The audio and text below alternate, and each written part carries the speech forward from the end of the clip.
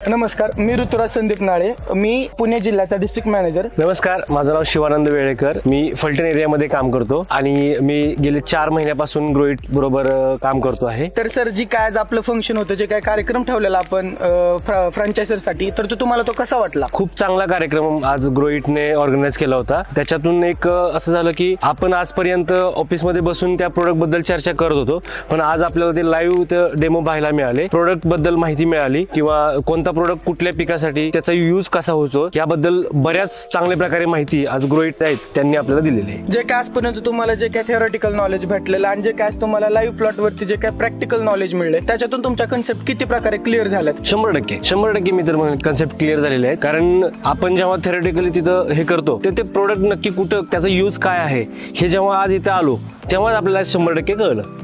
पण आता काही समाजाचा की असा माइंडसेट झालेला असतो की बाबा ह्या काय आपण ज्या काय परदेशी भाजीपाला आहे, जे काय आपण फॉरेन कंट्रीमध्ये एक्सचेंज करतो त्या फक्त पॉली हाऊसमध्येच केला जातात, अशी लोकांची एक समजूत आहे।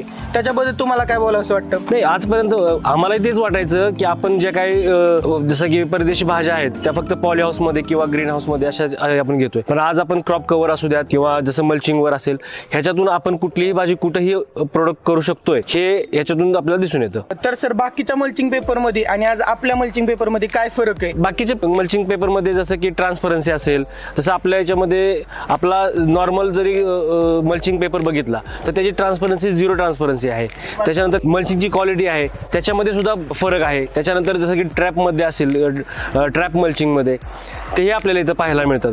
तर सर, आज तुम्ही मल्चिंग पेपरवरती कोणकोणती पिकं बघितली? मल्चिंग पेपरवरती आज मका सुद्धा बघितली, हळद पाहिली, जे की आपण नॉर्मली बघत नाहीये। त्याच्यानंतर जसं की परदेशी भाज्या बऱ्यापैकी आहेत, कोथिंबीर सुद्धा आज आपण मल्चिंग पेपरवरती पाहिली आहे, जे की नॉर्मली इथं भेटत नाही। कांदा असेल, कांद्यासाठी मल्चिंग आहे की तो चांगला आहे, म्हणजे जास्त उपयोगी आहे कांद्यासाठी मल्चिंग। सर, असं म्हणतात की बाबा थंडीच्या ठिकाणी फक्त स्ट्रॉबेरी केली जाते, तर आज तुम्ही लाईव्ह प्लॉट वरती आज बारामतीमध्ये तुम्ही स्ट्रॉबेरी बघितली, तर ह्याच्याबाबत तुम्ही प्रेक्षकांना काय सांगू शकता? स्ट्रॉबेरी आजपर्यंत फक्त महाबळेश्वरची स्ट्रॉबेरी एवढंच आपण म्हणत होतो, पण आज स्ट्रॉबेरी बारामतीमध्ये पण होते आणि राजस्थानमध्ये सुद्धा स्ट्रॉबेरी पिकवली जाते। त्याच्यामुळे आज कुठेही आपण पीक घेऊ शकतो तर आपण ते बघू शकतोय। तर सर, आज तुम्हाला इथं ग्रोइटने आमंत्रित केलं आणि तुम्ही आमच्या आमंत्रणास्तव इथं तुम्ही उपस्थित राहिला, तर त्याच्याबद्दल ग्रोइट तुमचे खूप खूप आभारी आहे। थँक्यू ग्रोइट।